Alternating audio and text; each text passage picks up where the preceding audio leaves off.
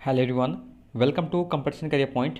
मैं आज आप लोगों के लिए जेएसएससी सीजीएल हिंदी पेपर 2 या महिला परिवीक्षिका या सहायक आचार्य 6 से 8 वर्ग का तैयारी कर रहे हैं।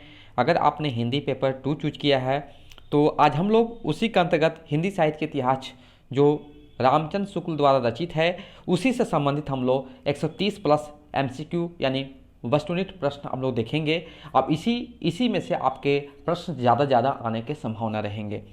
ये प्रैक्टिस सेट 2 रहेगा। इसके पहले मैंने प्रैक्टिस सेट में 1 से 65 प्रश्न आपको करा चुका हूँ। आज हम लोग 66 से लेके 130 प्रश्न तक हम लोग यहाँ पर देखने वाले हैं।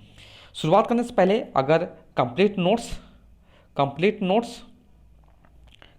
नोट्स या 20 टेस्ट सीरीज अगर चाहते हैं, जो इंटरेस्टेड हैं, तो 7004501486 इस पर आपको ओनली मैसेज करना है, कॉल अलाउ नहीं है।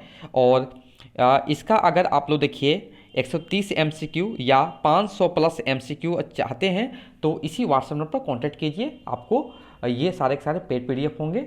ओके, शुरुआत करते हैं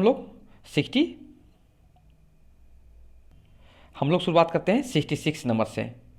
नेक्स्ट है, आचार्य रामचंद्र शुक्ल ने द्वितीय उत्थान का समय कब से कब तक तय किया है? तो विकल्प ए सही जवाब होगा 1893 से 1918 ईस्वी। नेक्स्ट है, आचार्य रामचंद्र शुक्ल ने प्रथम उत्थान का समय कब से कब तक किया है? तो विकल्प बी हो जाएगा 1868 से 1893 ईस्वी।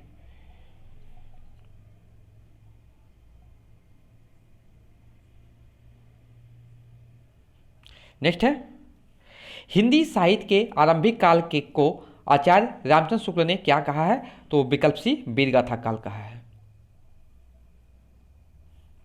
नेक्स्ट है, आचार्य रामचंद्र शुक्ल ने हिंदी साहित्य के इतिहास के आधुनिक गद्य साहित्य परंपरा का प्रवर्तन के अंतर्गत प्रथम उत्थान की कालावधि निर्धारित की है।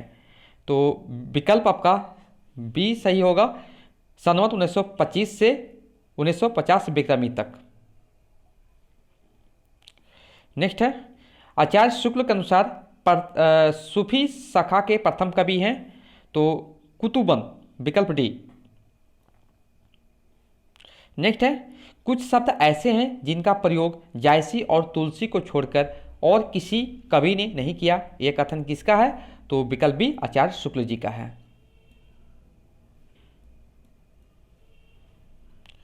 नेक्स्ट है, रामचंद्र शुक्ल ने रीतिकाल का समय माना है। विकल्प सी होगा 1700 से 1990 तक। नेक्स्ट है, आचार्य रामचंद्र शुक्ल के अनुसार हिंदी का प्रथम महाकाव्य है। विकल्प ए पृथ्वीराज रासो। नेक्स्ट है, आचार्य रामचंद्र शुक्ल ने अपने पूर्व के इतिहासों की क्या कहा है? तो कवि विरचित संग्रह कहा है। नेक्स्ट है, आचार्य रामचंद्र शुक्ल ने किस इतिहास को बड़ा भारी कवि विरचित संग्रह कहा है? तो विकल्प बी मिस्र विनोद को। नेक्स्ट है, आदिकाल का नाम मैंने वीरगाथा काल रखा है। उक्त काल के भीतर दो प्रकार की रचनाएं मिलती है, अपभ्रंश की और देश भाषा बोलचाल की। ये कथन किसका है? तो आचार्य शुक्ल जी का है। नेक्स्ट है, आचार्य रामचंद्र शुक्ल ने वीरगाथा काल का नामकरण 12 पुस्तकों के आधार पर किया है। उनमें साहित्यिक पुस्तकें कितनी है? तो विकल्प बी हो जाएंगे 4। नेक्स्ट है, आचार्य शुक्ल ने अपने इतिहास में कितनी पुस्तकों को वीरगाथात्मक माना है? तो विकल्प सी 9। नेक्स्ट है, आधुनिक काल में गद्य का आविर्भाव सबसे प्रधान साहित्यिक घटना है, यह कथन किसका है? तो विकल्प डी आचार्य शुक्ल जी का है। नेक्स्ट है, 80वां प्रश्न जो है, आचार्य शुक्ल ने किसे उत्साही और परिश्रमी संकल्पकर्ता कहा है? तो विकल्प डी मिश्र बंधुओं को। नेक्स्ट है, आचार्य रामचंद्र शुक्ल ने इनमें से रीतिकाल का प्रवर्तक किसे माना है? तो विकल्प डी चिंतामणि को। नेक्स्ट है, आचार्य शुक्ल ने कितने ग्रंथों के आधार पर आदि काल को वीरगाथा काल नाम दिया है? तो विकल्प बी 12। नेक्स्ट है, आचार्य शुक्ल ने अपने इतिहास ग्रंथ में अंतिम रूप में किस काल का विवेचन किया है? तो विकल्प ए छायावाद। आचार्य रामचंद्र शुक्ल ने किस कवि को हिंदी का प्रथम कवि माना है? तो विकल्प ए चंद्रवरदाई को। नेक्स्ट है, आचार्य शुक्ल ने किस काव्य को हिंदी का पहला महाकाव्य और इसके अंतर्गत रचनाकार को हिंदी का पहला महाकाव्य माना है? तो विकल्प ए सही जवाब होगा, पृथ्वीराज रासो और चंद्रवरदाई को। नेक्स्ट है, आचार्य शुक्ल ने आदिकाल अथवा वीरगाथा काल को कितने प्रकरणों में लिखा है? तो विकल्प डी होगा 4। नेक्स्ट है, आचार्य शुक्ल ने पूर्व मध्यकाल अर्थात भक्ति काल को कितने प्रकरणों में लिखा है? तो विकल्प डी 6। नेक्स्ट है, आचार्य शुक्ल ने रीतिकाल को कितने प्रकरणों में लिखा है? तो विकल्प 3। विकल्प बी का 3 हो, बी यानी कि 3 हो जाएंगे, 3 प्रकरणों में लिखा है। आचार्य शुक्ल ने आधुनिक गद्य साहित्य को किस शीर्षक से विभाजित किया है? तो विकल्प ए उत्थान। नेक्स्ट है, आचार्य शुक्ल ने आधुनिक गद्य साहित्य को कितने उत्थानों में विभाजित किया है? तो विकल्प बी 3। नेक्स्ट प्रश्न जो है, आचार्य रामचंद्र शुक्ल ने आधुनिक काल के काव्य खंड को कितने उत्थानों में विभाजित किया है? तो विकल्प बी 3। नेक्स्ट है, प्राकृत की अंतिम अवस्था अपभ्रंश से ही हिंदी साहित्य का आविर्भाव माना जा सकता है, यह कथन किसका है? तो विकल्प ए रामचंद्र शुक्ल जी का। नेक्स्ट है, आचार्य शुक्ल ने अपभ्रंश को क्या कहा है? तो प्राकृत भाषा हिंदी। नेक्स्ट है, आचार्य रामचंद्र शुक्ल ने हिंदी साहित्य का प्रारंभ और अंत किसके समय माना है? तो विकल्प ए सही जवाब होगा, मुंज और भोज के समय से लेकर हमीर देव के समय के कुछ पीछे तक। नेक्स्ट है, आचार्य शुक्ल ने देसी भाषा किसे माना है? तो विकल्प बी हो जाएगा, अपभ्रंश से भिन्न प्रचलित बोलचाल की भाषा को। नेक्स्ट है, आचार्य शुक्ल ने सिद्धों में सबसे पुराना सिद्ध किसे माना है? तो विकल्प ए हो जाएगा, सरह को। नेक्स्ट है, सूर्य की बड़ी भारी विशेषता है नवीन प्रसंगों की उद्भावना, यह उक्ति सूर्य के काव्य कला के संदर्भ में किसकी है? तो विकल्प सी हो जाएगा, आचार्य रामचंद्र शुक्ल जी का है। नेक्स्ट है, आलोचक के रूप में इनमें से किसे सर्वाधिक प्रसिद्धि प्राप्त हुई है? तो विकल्प सी आचार्य शुक्ल जी को। नेक्स्ट है, निबंध विधा का पितामह किसे कहा जाता है? तो विकल्प सी रामचंद्र शुक्ल जी को। नेक्स्ट है, आदिकाल के प्रकरण 1 में अपभ्रंश से शुक्ल जी का तात्पर्य है? तो प्राकृत भाषा हिंदी। नेक्स्ट है, आदिकाल के आविर्भाव के संदर्भ में रामचंद्र शुक्ल किस भाषा को लोक प्रचलित भाषा का दर्जा देते हैं? तो विकल्प डी अपभ्रंश। नेक्स्ट है, किस साहित्य इतिहासकार ने जनता की चित्तवृत्ति का काल विभाजन के आधार पर बनाया है? तो विकल्प ए रामचंद्र शुक्ल जी। नेक्स्ट है, आचार्य शुक्ल ने आदिकाल के द्वितीय प्रकरण को क्या कहा है? विकल्प सी अपभ्रंश काव्य। नेक्स्ट है, आचार्य शुक्ल ने तीसरे प्रकरण का नाम क्या रखा है? तो विकल्प सी वीरगाथा काल।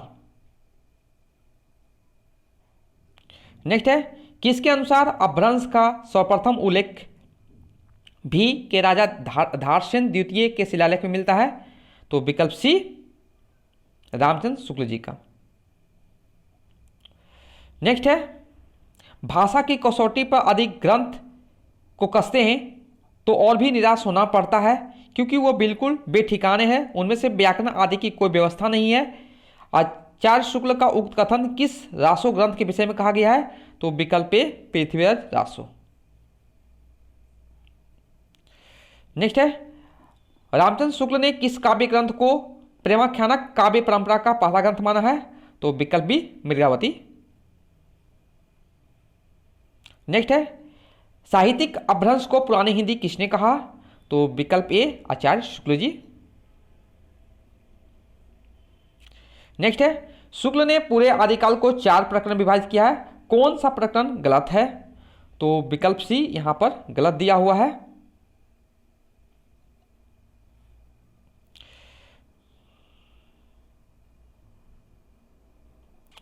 नेक्स्ट है, आधुनिक काल काव्यखंड प्रथम उत्थान का समय शुक्ल मानते हैं, तो विकल्प सी होगा 1868 से 1893। इसके कुछ और देख लेंगे, तीनों उत्थान को याद रखेंगे। प्रथम उत्थान को 1868 से 1893, द्वितीय उत्थान को 1893 से 1918 और तृतीय उत्थान को 1918 से अब तक। तीनों को याद रखेंगे, यहां से प्रश्न आपके जरूर बनेंगे। नेक्स्ट है, शुक्ल के अनुसार निर्गुण पंथ के लिए मार्ग निकालने वाले कौन थे? तो विकल्प नामदेव होगा, लेकिन पूछा जाएगा निर्गुण पंथ के प्रवर्तक कौन है? तो कबीरदास हो जाएंगे। नेक्स्ट है, आध्यात्मिक रंग के चश्मे आजकल बहुत सस्ते हो गए हैं, यह पंक्ति शुक्ल जी के किसके विषय में कही है? तो विकल्प डी पदावली। नेक्स्ट है, भूषण को हिंदी जाति का प्रतिनिधि कवि किसने कहा? तो आचार्य शुक्ल ने कहा है। नेक्स्ट है, रामचंद्र शुक्ल की सर्वप्रथम सैद्धांतिक आलोचना मानी जाती है? विकल्प ए काव्य में रहस्यवाद। नेक्स्ट है, किस कवि के दोहों को शुक्ल ने हिंदी साहित्य का रत्न कहा है? तो विकल्प ए बिहारी। नेक्स्ट है, निर्गुण भक्ति साहित्य को ज्ञानाश्रय और प्रेमाश्रय भागों में विभाजित करने वाले विद्वान हैं? तो विकल्प सी आचार्य शुक्ल जी। नेक्स्ट है, अपने पौरुष से हताश जाति के लिए भगवान की शक्ति और करुणा की ओर ध्यान ले जाने के अतिरिक्त दूसरा मार्ग ही क्या था? कथन किसका है? विकल्प सी आचार्य शुक्ल जी का। भक्ति की निष्पत्ति श्रद्धा और प्रेम के योग से होती है, यह कथन किसका है? तो विकल्प सी आचार्य शुक्ल जी का।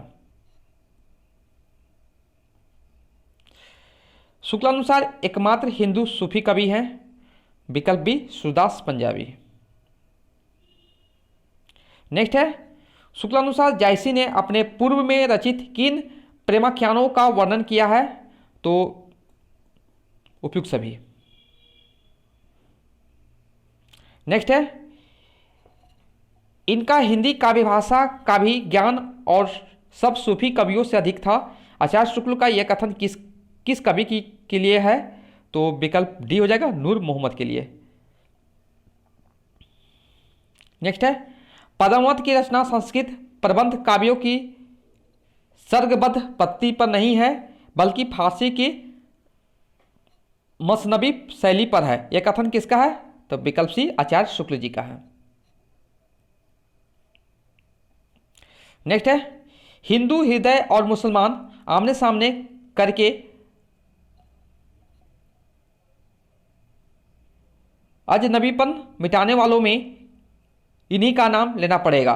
जायसी के संबंध में उपयुक्त कथन किसका है? तो विकल्प सी आचार्य शुक्ल जी का है। नेक्स्ट है, आचार्य शुक्ल ने किस रचना को प्रेमाख्यान परंपरा में स्थान नहीं दिया है? तो विकल्प ये हो जाएगा ईश्वरदास कृत सत्यवती कथा। नेक्स्ट है, जब मुसलमान साम्राज्य दूर दूर स्थापित हो गया, तब हिंदू जनता हताश, निराश एवं पराजित हो गई थी। पराजित मनोवृत्ति में ईश्वर की भक्ति की ओर होना स्वाभाविक था, कथन है आचार्य शुक्ल जी का। यहां पर भी कथन लिखे हुए हैं, यह कथन किस आलोचक का है? तो विकल्प सी आचार्य शुक्ल जी का है।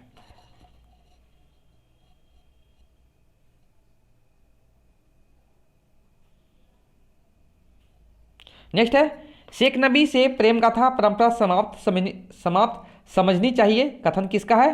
तो विकल्प बी आचार्य शुक्ल जी का। आचार्य शुक्ल के अनुसार प्रमुख संत कवि हैं उपयुक्त सभी, विकल्प डी। नेक्स्ट है छायावाद को मधुचर्या किस आलोचक ने कहा है? तो विकल्प सी आचार्य शुक्ल जी ने। कबीर की वाणी में स्थान स्थान पर भावात्मक रहस्यवाद की जो झलक मिलती है वह सूफी कवियों के रहस्यवाद का प्रसाद है। यह कथन किस आलोचक का है? तो विकल्प सी आचार्य शुक्ल जी का है। यह आज का अंतिम प्रश्न है। वास्तव में यह हिंदी गगन के लिए सूर्य और चांद है। शुक्ल ने यह किसके लिए कहा है? तो विकल्प सी तुलसी और सूरदास के लिए। देखिए ये मेरे द्वारा जो प्रयास किया जा रहा है, आपको बेस्ट से बेस्ट मटेरियल दिया जा रहा है। आप लोग ऐसे मटेरियल को पढ़िए ताकि आपका सिलेक्शन जरूर से ज़रूर हो। अगर कंप्लीट नोट्स लेना चाहते हैं तो 7004501486 पर आपको ओनली मैसेज करना है। Complete notes 20 test series, okay. और साथ में इस प्रकार का हिंदी साहित्य का इतिहास जो है आपको 500 प्लस MCQ या 130 MCQ सारे आपको इसी व्हाट्सएप नंबर पर आपको इन्फॉर्मेशन लेना है ओनली मैसेज के through, okay. Thank you so much for watching my video.